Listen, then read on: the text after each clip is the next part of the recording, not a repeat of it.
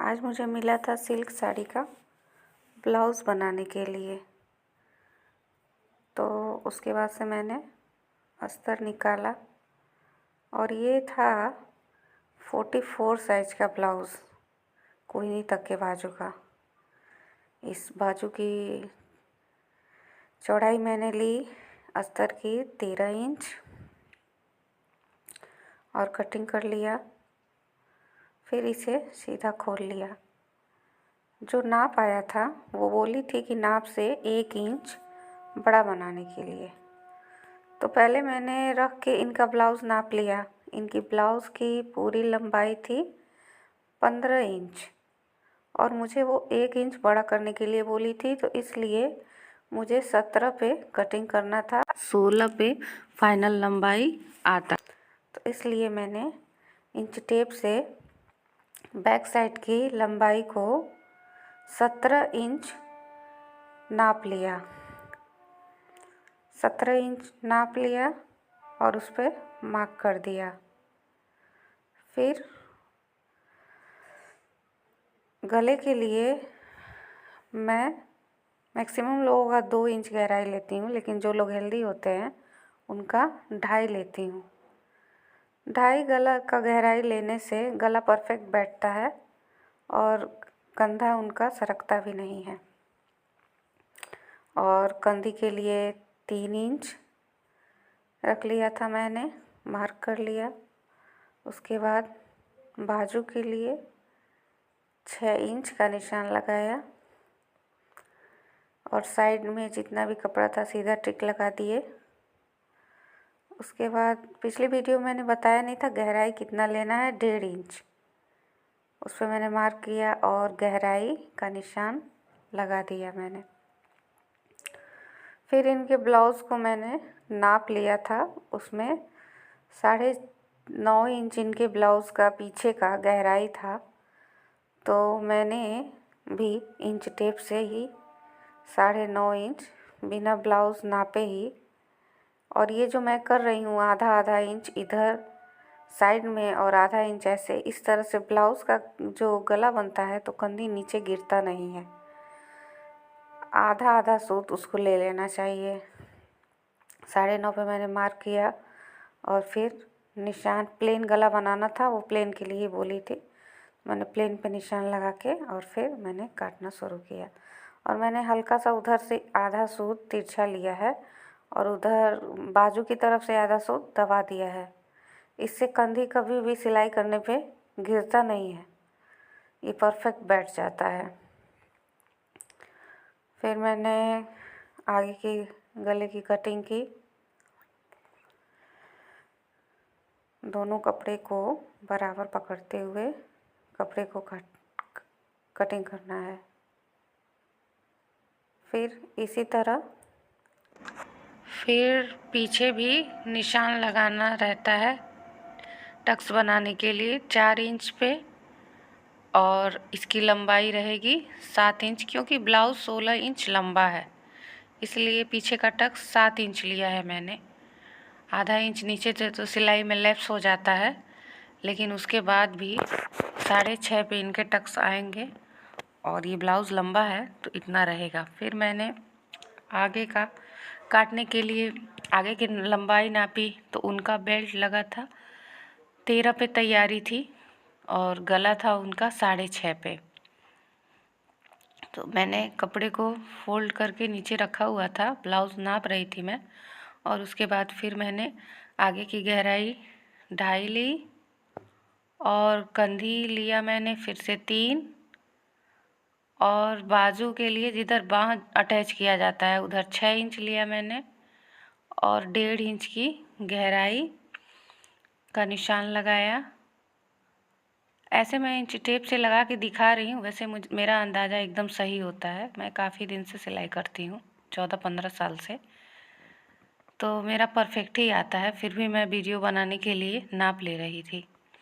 और ये एक सूत इधर से मैंने एक्स्ट्रा लिया और ये कंधी की तरफ से आधा सूत इधर ऊपर की ओर लेके मैं दबा दी, और आगे का गला उनका 6.5 था, 6.5 पे मैंने मार्क किया और फिर मैंने एक बॉक्स जैसा एल आकार का बनाया। और मैं इसमें बता रही हूँ कि गले का जो गोल गला होता है आगे, वो परफेक्ट कैसे बनेगा। 6.5 पे बराबर पे लेके मार्क कर ले, या जितने का गला रहे उसके आधे पे मार्क कर लें गोल गले में, और उसके बाद से उस निशान पे ही उतने ही गहराई बनाएं और बाद वाले हिस्से को ऊपर की ओर ले जाके मिला दे। इससे गले की गहराई एकदम परफेक्ट बैठेगी। इतने इंच का गैप करें और ऊपर 2.5 में ले जाके मिला दे। फिर उनका बेल्ट लगा था, तैयारी 13 पे थी तो उनका कटिंग 14 इंच पे होगा, तो इसलिए मैंने 14 पे मार्क किया। और फिर इसको मैंने थोड़ा सा गहराई लेके निशान लगा लिया। फिर मैंने इसकी भी कटिंग करी। जैसे जैसे मैंने निशान लगाया है वैसे वैसे ही मैंने इस को भी कट कर लिया। आगे गले को कट किया, फिर कंधे को, फिर बाजू के साइड जिधर बाँह अटैच करते हैं उसकी कटिंग कर ली मैंने। उसके बाद मुझे इस पे टक्स लगाना था। मैं लगभग सभी ब्लाउज़ों में ऐसे ही टक्स लगाती हूँ। गले का जो बचा हुआ हिस्सा रहता है उसके आधे हाथ पे मैं टक्स लगाती हूँ, जिससे चोली बहुत परफेक्ट बैठती है। इसमें 7 इंच बचा हुआ था तो उसके आधे पे मैंने इंच टेप को आधा फोल्ड किया और मैंने निशान लगा लिया। लगभग सभी ब्लाउज़ों में मैं ऐसा ही करती हूँ। फिर 2.5, फिर ये सिल्क बाजू, वो सिल्क साड़ी का ब्लाउज़ बनाना था। पिछले वीडियो में मैंने वूलन का ब्लाउज़ बनाया था, उसमें 3 इंच गैप था और इसमें मैंने 2.5 का गैप किया है। और उसके बाद मैंने मार्क कर लिया है चारों तरफ। मैं एक चूड़ी से भी चोली बताती हूँ, जब सिखाती हूँ तो मैं उसमें वो भी बहुत परफेक्ट बैठता है। किसी वीडियो में मैं उस तरह भी वो टेकिन लगाना बताऊंगी। जो ये टक्स है वो उस तरह भी बहुत परफेक्ट बैठता है। फिर मैंने 2.5 पे चारों तरफ लगा के सभी मार्कों को गाढ़ा करके और उसको शेप दे दिया, जिससे पता चलेगा कि उसका टेकिन कहाँ कहाँ बैठाना है, और इससे कटोरी एकदम शेप में आ जाता है। ऐसा मैंने गाढ़ा करके दूसरे पर भी लगा दिया। फिर मैंने बेल्ट के लिए 5 इंच रखा, और ये इसकी कपड़े की जो चौड़ाई थी उसी का बचा हुआ हिस्सा है, तो ये चौड़ाई इसकी 13 इंच है और मैंने लंबाई 5 इंच लेके इसको कटिंग कर दिया। बाजू वो बोली थी कोहनी तक बनाने के लिए, तो पहले ही मैंने जब आगे और पीछे का वो निकाला था पार्ट, तो उसमें जो कपड़ा बचा था वो साइड में रखी थी मैं। फिर इसको ले आई और कोहनी तक के बाजू के लिए 11 इंच लेना होता है। किसी के लिए भी लंबे हो छोटे हो 11 इंच रहेगा तो 10 इंच पे फाइनल आता है, तो वो कोहनी के ऊपर ही आता है। और चौड़ाई मैंने 10 ली थी इनकी और लंबाई ली थी 11। 10 पे तैयारी आएगा तो कोहनी के ऊपर। नीचे से 2.5 ले लिए और ऊपर ले जाके बाजू की जहाँ 11 इंच पे कटिंग हुई थी मिला दिए थे। इसमें थोड़ा कपड़ा कम पड़ रहा था तो साइड में अस्तर जोड़ दिए थे हम, और ये इधर 1 इंच मार्क कर लिए जो तिरछा कटिंग होता है।